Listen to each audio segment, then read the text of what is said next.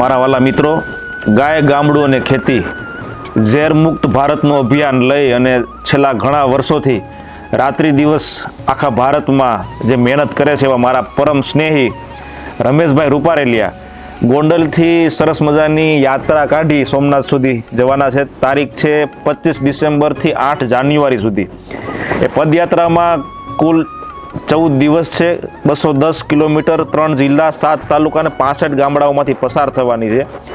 મુખ્ય ઉદ્દેશ ગાય, ગામડું અને ખેતી એના ઉપર શું વધારે આપણે કરી શકીએ, એમાં કેમ લોકો વધારે જોડાયેલા રહે, ખેડૂતને કેમ વધારે ફાયદો થાય, ગાયનું જતન કેવી રીતે થાય, ખેતીને શું ફાયદો થાય, એના માટેના બધા કાર્યક્રમો રાખેલા છે.